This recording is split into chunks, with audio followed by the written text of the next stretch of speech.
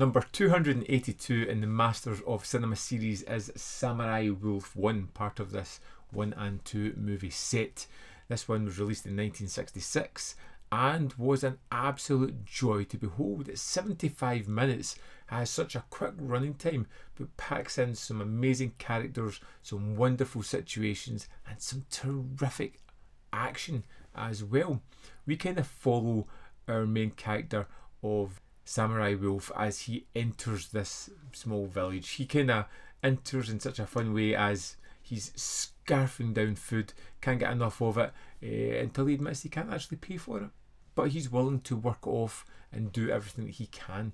And as he kind of gets embroiled into the machinations of the town, he discovers that there seems to be two factions there.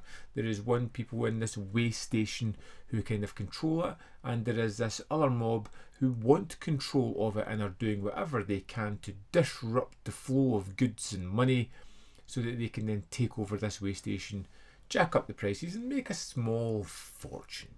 将軍家の手紙を紀州へ運ぶために七里を区切って置いてある御用飛脚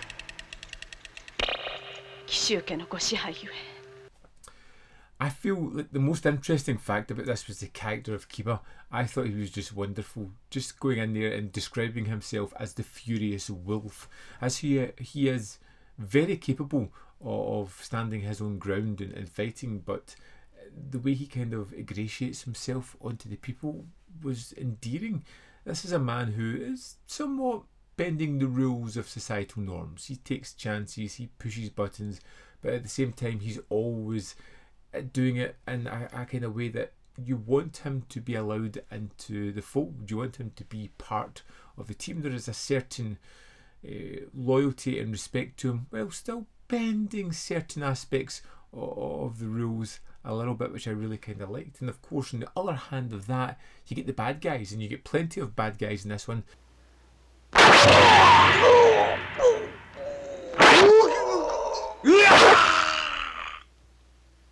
And they're all kind of at varying degrees of nefarious, all kind of like end level bosses that feel a dangerous threat to our Kiba, and you kind of know the fights are going to come, or I felt they were going to build up, but they become, through the film, a good part, almost punctuating acts at a certain point, as we kind of have our hero fighting against multiple people and sometimes getting the upper hand and sometimes not so much.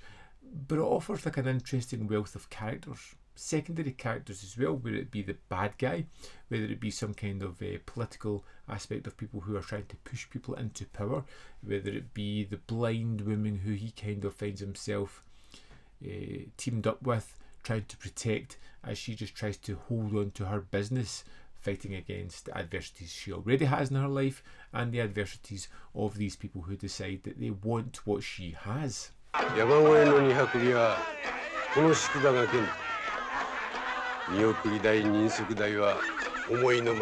Samurai Wolf has some of the most fantastic kind of dueling sequences I have seen. They've got this brilliant way of just dropping out all sound and then just kind of throwing in a swish with the death swing of the samurai sword as it cuts through flesh and blood is unleashed. And I really kind of love this trait, and it happens multiple times throughout the film, and it just adds a kind of air of unusualness to the action set piece, but also kind of grandiose, letting you know that this is the only thing that is on focus during these sequences. The fight sequences are where we need to pay our attention, and only the death blow is the one that gets the sound, and it just kind of looks amazing, sounds amazing because of that dropout and the impact of that death blow, and just creates this wonderful mood.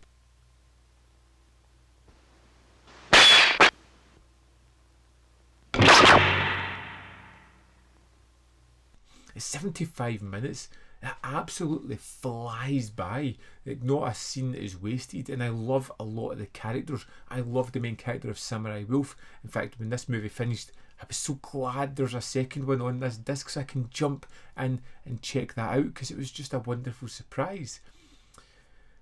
This is a great way to start off Eureka's year. I absolutely adored Samurai Wolf. I thought it was super fun and engaging. I loved the main character. I loved the situations. I loved the battles, and I hated the bad guy and hoped they would get their comeuppance. I loved some of the sequences, and even the finale of it was fitting, a little bit downbeat, but still made me excited to check on the further adventures of the furious wolf himself. Before even checking out the second one, I would say pick this up. You have to see the first one. It's terrific. I've seen a fair few samurai films in the past couple of years, and this one was pure entertainment. I absolutely adored spending time in this world, and I can't wait to check out more. Let's dive into the disc and have a look at some of the extras. Here we are in the disc for Samurai Wolf. We have the Japanese mono audio commentary with Chris Poggiali, and we have outlaw director Hideo Gosha, interview with Tomo Gosha.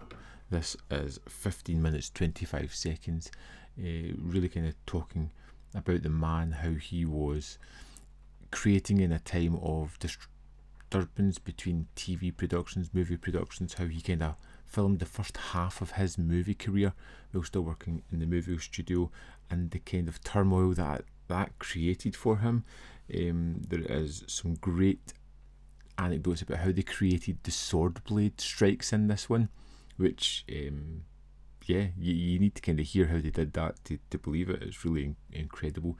It's just a fun conversation, really informative. I could have listened to a lot more of this. Great extra. That's the extras for Samurai Wolf 1. There we have it, Samurai Wolf 1. I cannot wait to jump into part 2. I'm hoping it's as good as this. It could end up being one of my favourite releases from Eureka this year, and it's only January already. That's how strong a release this is. If you have seen this film, I would love to know your opinion of it. Did you like it as much as I did? Almost perfect in my eyes. It was just such a smile-inducing, fantastic film. But I want to know your opinion. So let me know in the comment box whether you loved it, hated it, fell somewhere in the middle. I want to know all opinions that are out there. As always, there is more content up here where you can see more of my stuff. In the description box below are links to the Patreon membership program and manvfilm.com. All ways in which you can support me. Thanks for watching, and I'll see you next time.